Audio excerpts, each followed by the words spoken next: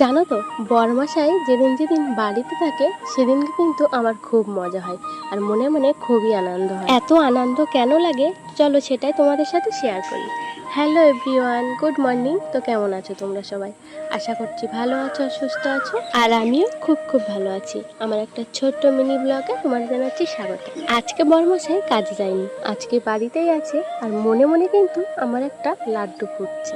আর কি লাড্ডু ফুটছে আর কেন যে এত আনন্দ হয় সেটাই তোমাদেরকে বলবো, কিন্তু তার আগে আমার সংসারের কিছু সকালের আশিবাসি কাজ থাকে, সেটাই তোমাদের সাথে শেয়ার করে নিই। আজকে ঘুমের থেকে উঠতে উঠতে 6:30 মতো বেজে গিয়েছিল। আর 6:30টার সময় উঠে সংসারের কাজ কমপ্লিট করতে অনেকটাই লেট হয়ে যায়। তার মধ্যে আবার বরমশাই বাড়িতে আছে, সকালের কিছু মিছু খাবার দিতে হবে, আবার তারপরে রান্না বান্না করতে যেতে হবে। একটা দিক কিন্তু ভালো আছে, যেদিনকে ও বাড়িতে থাকে সেদিনকে সকালবেলায় চাটা নিজেই বানিয়ে খাই আর আমাদের সবার জন্যই কিন্তু বানিয়ে নেয়। আমার যেহেতু কাজ সারতে সারতে অনেকটাই বেলা হয়ে যায়, তাই স্নান সেরে রান্নাঘরে যেতে যেতে আরও বেলা হয়ে যাবে।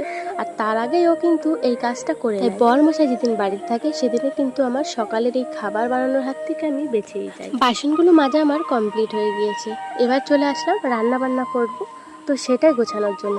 আর তার আগে কিন্তু স্নান সেরে আমি চাটা খেয়ে নিয়েছি। আর এদিকে আবার রান্না করব বলে এখন খড়িগুলো গুছিয়ে নিচ্ছি।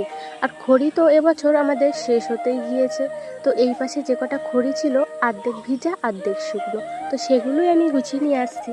ছাদে আর কিছুটা খড়ি আছে, কিন্তু ওর মধ্যে বোলতা চাক হয়েছে, সেই ভয়ে আর সেখানে যাওয়া হচ্ছে না, খড়িগুলোও পারা হচ্ছে না। তাই এই অর্ধেক ভেজা অর্ধেক শুকনো এইভাবেই গুছিয়ে রান্না করতে হচ্ছে। বরমশাই সবসময়ই বাজারে গিয়ে কিন্তু অনেকটা লেট করে আসে, তাই আজকে একটু বসে বসে টাইম পাস করছিলাম ফোন নিয়ে। তারপরে চলে এসেছি রান্না বসাতে। ভাবছিলাম বরমশাই যদি চলে আসে আমাকে তো বকুনি দেবে, তাই ভাতটা বসাতে না বসাতেই দেখছি ও ঢুকে পড়েছে। তো ভালোই হলো, তেমন একটা কিছু বললো না। তো আজকে বাজার করে নিয়ে এসেছিলো, তেল ছিল না তো সেটা নিয়ে এসেছে, কিছু জিরে নিয়ে এসেছিলো, আর নিয়ে এসেছে সোয়াবিন। মনটাই দিকে খারাপ হয়ে গেল। ওই যে বলছিলাম না যে বরমশাই বাড়িতে থাকলে মনে লাড্ডু ফোটে। কেন ফোটে জানো তো? কারণ ও যেদিন যেদিন বাড়িতে থাকে সেদিনকে চিকেন নিয়ে আসে।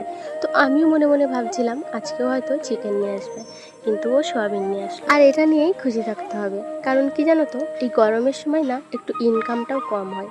আর একা কাজ করে এতগুলোর পেট চালায়, সেই জন্য কিছু বলারও নেই।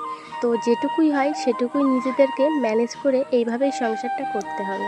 এমনিতেও না আমি সোয়াবিনটা খেতে ভালোই বাসতাম, কিন্তু ইদানিং কেমন একটা সোয়াবিন নিয়ে আসা হচ্ছিল, প্রচণ্ড পরিমাণে গলে যাচ্ছিল, তাই খেতে খেতে কেমন একটা হয়ে গেছিলাম, ভালো লাগছিল না।